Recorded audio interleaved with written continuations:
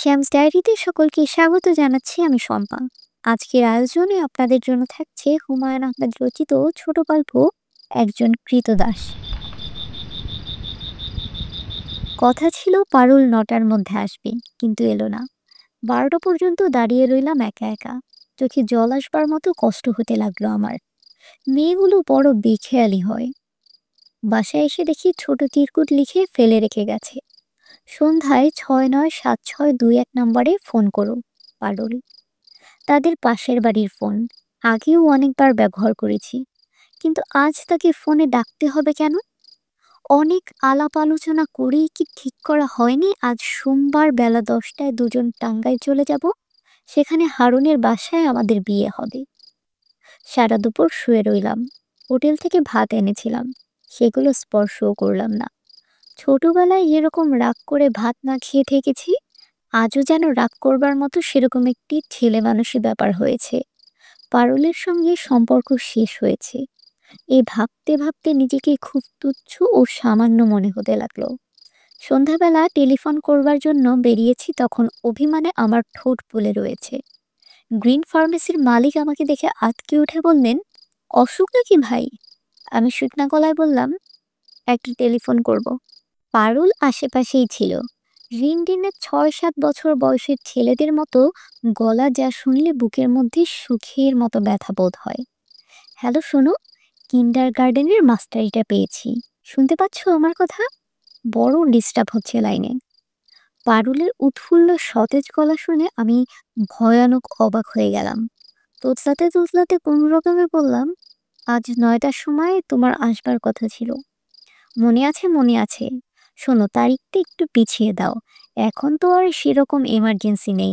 তাছাড়া তাছাড়া কি? তোমার ব্যবসার এখন যা অবস্থা, বিয়ে করলে দুজনকেই একবেলা খেয়ে থাকতে হবে। হড়বড় করে আরো কি কি যেন বলল সে। হাসির শব্দও শুনলাম একবার।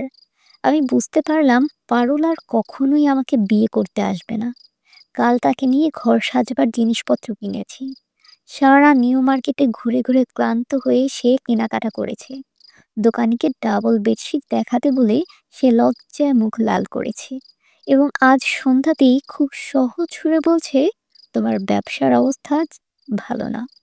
আঘাতটি আমার জন্য খুব তীব্র ছিল। আমার সাহস কম নয় তো সে রাতেই আমি বিষ খেয়ে ফেলতাম, কিংবা ৩ তলা থেকে রাস্তায় লাফিয়ে পড়তাম। আমি বড় অভিমানী হয়ে জন্মেছি।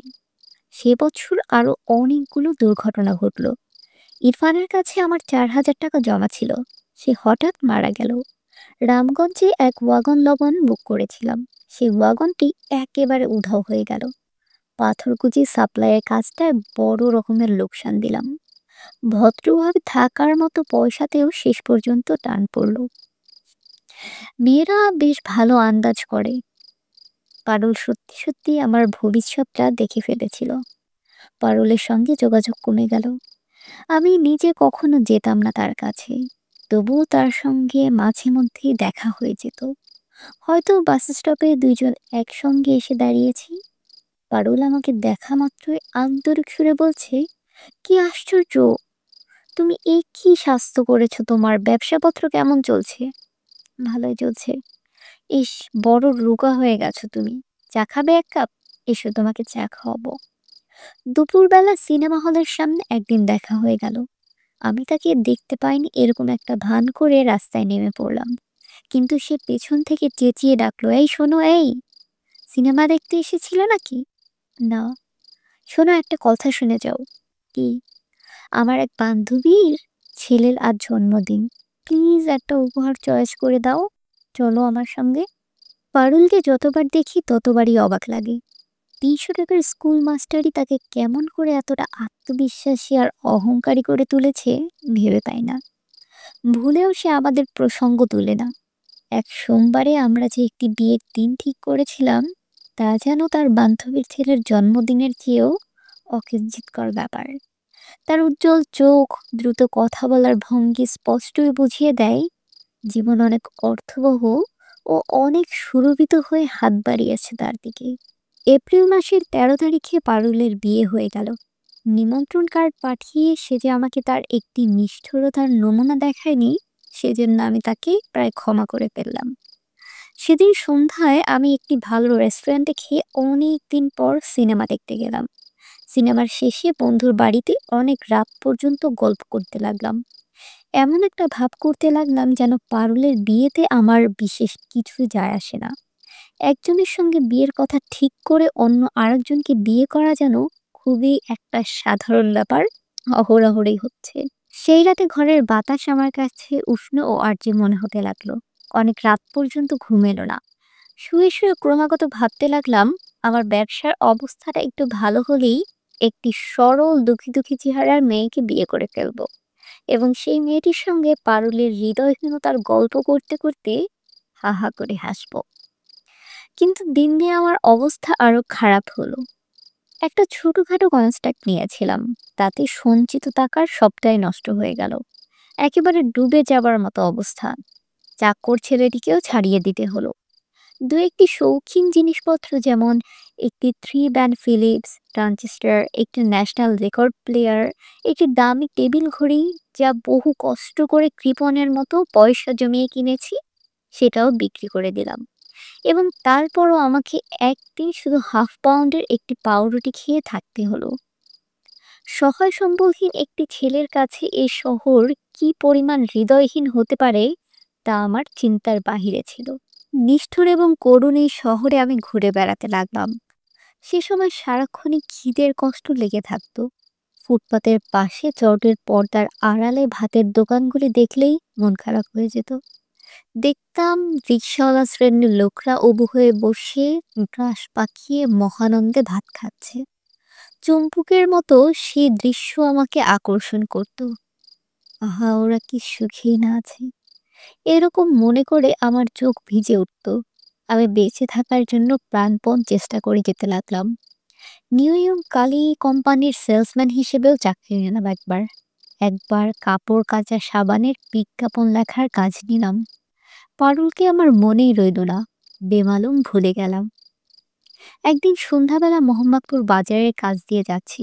হঠাৎ দেখি পারুল, সঙ্গে ফুটফুটে একটি বাচ্চা, পায়ে লাল জুতো, মুখটি ডল, তুলের মতো একদম গোলগাল। পারুলের শাড়ির আঁচল ধরে টুকটুক করে হাঁটছে। পারুল যাতে আমাকে দেখতে না পায় সেজন্য আমি ছুট করে পাশের গলিতে ঢুকে পড়লাম, অথচ তার কোনো প্রয়োজনই ছিল না। পারুলের সমস্ত ইন্দ্রিয় তার মেয়েটিতে নিবদ্ধ ছিল। মাত্র এক মুহূর্তের জন্য আমার মনে হলো এই চমৎকার ডল পুতুলের মতো মেয়েটি আমার হতে পারত। কিন্তু পরক্ষণেই সোভানিয়া হয়তো আমাকে কাজ দেবে না, এই ভাবনা আমাকে অস্থির করে ফেলল। আমার ভাগ্য ভালো, কাজটা হয়ে গেল। রোজ সকালে সেগুন বাগিচা থেকে হেঁটে হেঁটে মোহাম্মদপুর আসি। সমস্ত দিন সোভানিয়ার ইদানিং ফার্মে হিসাব নিকাশ দেখে অনেক রাতে সেগুন বাগিচার দিকে ফিরে যাই। নিরানন্দ একঘেয়ে ব্যবস্থা। গভীর রাতে মাঝে মধ্যে ঘুম ভেঙে গেলে মরে যেতে ইচ্ছে করে। রাস্তায় আমি নিচু হয়ে হাঁটি।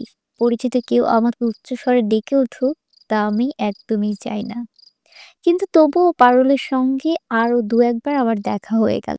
একবার দেখলাম হুড ফেলা রিকশায় সে, চোখে বাহারি সানগ্লাস, তার পাশে চমৎকার চেহারার একটি ছেলে। খুব সম্ভবত এই ছেলেটিকেই সে বিয়ে করেছে, কারণ শফিকের কাছে শুনেছি পারুলের বর হ্যান্ডসাম এবং বেশ ভালো চাকরি করে। দ্বিতীয়বার দেখলাম অন্য একটি মেয়ের সঙ্গে হাসতে হাসতে যাচ্ছে। কোনোবারই সে আমাকে দেখতে পায়নি। অবশ্য দেখতে পেলেও কি সে আমাকে চিনতে পারতো না। অভাব, অনাটন ও দুর্ভাবনা আমার চেহারাকে সম্পূর্ণ পাল্টে দিয়েছিল। তাছাড়া পুরনো বন্ধুদের করুণা ও কৌতূহল থেকে বাঁচবার জন্য আমি দাড়ি রেখেছিলাম। লম্বা দাড়ি ও ভাঙা চোয়ালই আমার পরিচয়কে গোপন করার জন্য যথেষ্ট ছিল।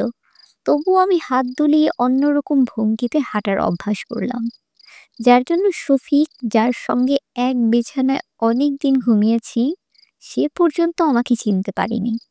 চেহারা পরিচিত মনে হলে মানুষ যেরকম পিট পিট করে দু একবার তাকায়, সে তাও তাকায়নি।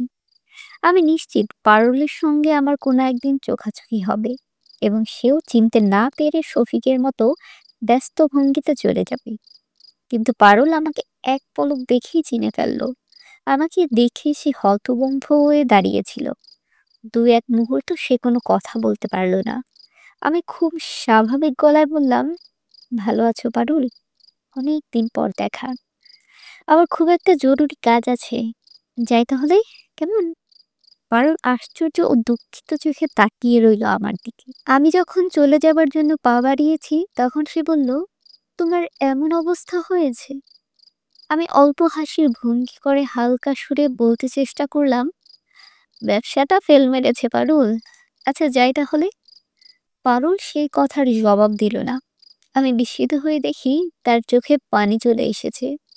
সে অন্যদিকে মুখ ঘুরিয়ে কিছুক্ষণ দাঁড়িয়ে থেকে ক্লান্ত ভঙ্গিতে হেঁটে চলে যেতে লাগলো। পারুলকে আমি ভুলে গিয়েছিলাম যে জীবন আমার শুরু হয়েছে সেখানে প্রেম নিতান্তই তুচ্ছ ব্যাপার। কিন্তু সামান্য কয়েক ফোঁটা মূল্যহীন চোখের জলের মধ্যে পারুল নিজেকে আবার প্রতিষ্ঠিত করলো। সমস্ত দুঃখ ছাপিয়ে তাকে হারানোর দুঃখ নতুন করে অনুভব করলাম। আমার জন্য এই দুঃখটার বড় বেশি প্রয়োজন ছিল। এতক্ষণ সাথে থাকবার জন্য আপনাদেরকে অসংখ্য ধন্যবাদ। আপনাদের পছন্দের একটি উপন্যাসের নাম লিখে যান যেটি আমি পাঠ করতে পারি।